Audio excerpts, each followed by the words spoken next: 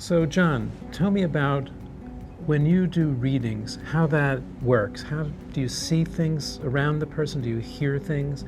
When you're doing a mediumistic reading, how does the information come to you? What do you become aware of?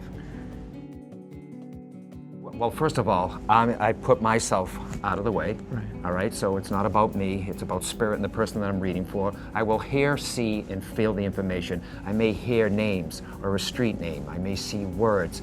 And I always, when I'm working with an audience, clairvoyantly, I'll see things above people's heads. It could be images, symbols, and words. And I always tell my audience, too, I'll say, for instance, I see the name Michael being written above your head, and people will look, and I'm like, no, I see it, not you, you know? So, or I will feel maybe the age of a person, how they pass, their illness. I don't take on their illness, I'll just feel, and that's where they blend with me. So I will hear, see, and feel the information. So all those senses are involved. You're hearing, you're seeing, you're feeling.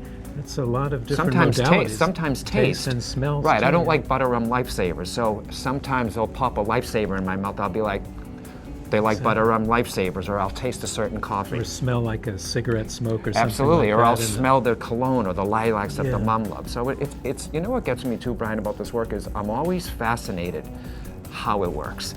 So in my head, when I'm given a message, I'm in my head like, wow, this is good. And I never take the credit for it. I'm just the medium, the messenger. I give those on the other side the credit for them to give. They're the ones that are really giving me the information. So I give them the credit. Well, sure, but you deserve a lot of credit because I don't see those things except occasionally, and I don't plan for it. So sometimes I'm with a person, Right. and I'll smell the cigarette or I'll Right. hear something.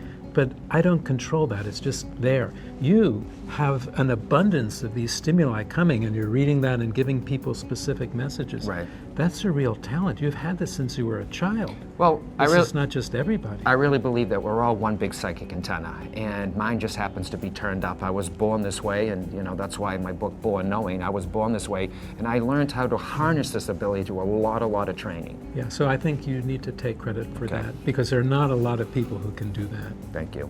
Love has to be balanced. Thank you. And when watching you work also, Brian, how do you know when someone is ready for a regression? Well, often people come to me Right. because they have symptoms. Sure. So someone may have a phobia, Sure. say a fear of water or heights or something like that, and they don't know where that connects in the current life. They have no history in this life of being frightened by heights or water or something like that. Then I know it's a past life. Okay. And past life therapy is very effective in getting rid of these phobias, fears, and also physical symptoms. They may Right. have a back pain or neck pain, and there's no real reason for it in this lifetime, and we find the cause in the past life. And then just like traditional therapy, when the origins, the cause, the trauma is discovered, the symptoms disappear Amazing. and people get better. So I know by how they present. And that's my training, psychiatric and Right. therapy, just like you have it in the mediumistic.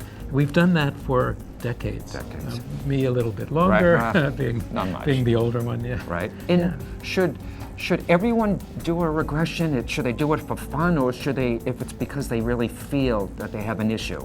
Well, you know my wife, Carol, and Yes. she calls people who come without symptoms, but Right. they're interested in regression, past life tourists. Okay. See, they Ah, want to. very clever. That's nice, yeah. They want to experience it. I think that everybody can benefit because even if you don't have a symptom, you find out that you never die Right. because you're never born. You existed before, you exist afterwards, and then we're with the soul. Eternal.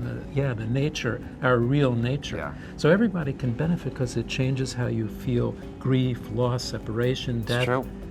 Everyone can benefit to some extent, but those with symptoms, they benefit even more.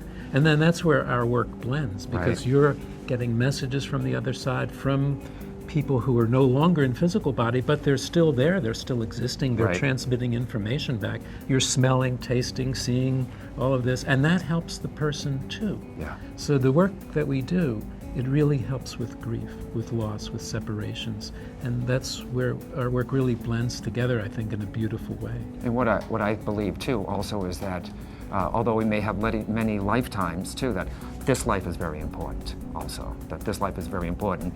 And is it true, and I think it is, that we come back with the same people? Well, I think so. We come back Soul with groups. soul groups, right? Right. Soul mates, soul Right. families, yeah. Many of the same people again and again because they know how to push our buttons. Right. this is where we learn, Yeah. how we overcome karma and debts from past lives, things like that. Well, I was very lucky because I asked you to do a regression on me, because every time you do your group regressions, and I'm a somnolist, I just fall asleep, and everyone wakes up with these stories. Oh, I went back to here, I went back there, and I'm like, what happened? So you offered to do one privately for me, and sure enough, if you remember, we went back, and I was an older man. I was sick in bed, and my 14-year-old daughter was with me. Your mother. Right? That was my mother in that lifetime, and so my daughter in that lifetime is my mother in this lifetime. So she was taking care of me in that lifetime, and look what happened in this lifetime. I ended up taking care of her. Yes. You know what I mean? So, beautiful balance. and my mom used to say to me, I'm one of 5 kids, there's something different. I don't know about my Johnny. There's something different about him and then the rest of them. Not that I was the favorite, but I was different. So I'm sure, even though she's passed, I still miss her, but I'll know I'll see her again. And maybe we'll do this all over again. Absolutely. Yeah.